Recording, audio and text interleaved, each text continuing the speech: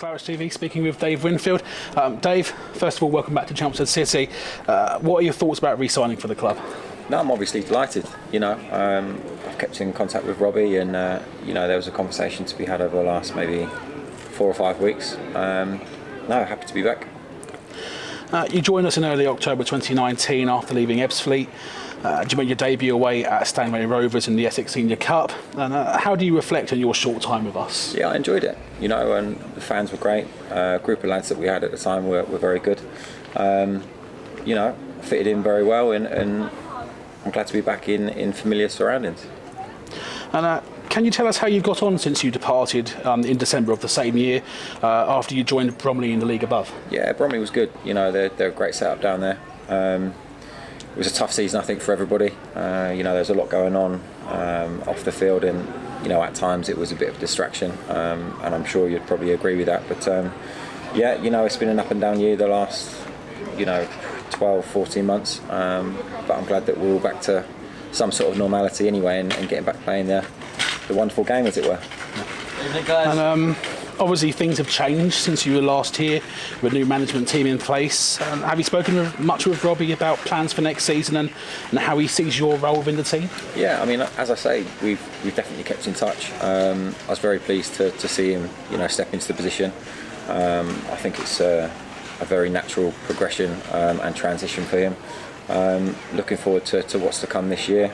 We have spoken about bits and bobs and what I can bring to the squad, and I just can't wait to get going, to be honest. And having been here before, what was it that made you want to come back to be part of Chelmsford City again? Yeah, as I say, familiar surroundings. It's a fantastic club. It really does feel like a sort of a family atmosphere. As I said, the fans are very good and they get behind their players 100%. And that's all you can ask for. We're here to give 100%, and as long as that's as long as that's seen by the fans and appreciated, then that's all you can do. We'll do our very best to win games. I can speak for myself and some of the players in there that I still know from last time.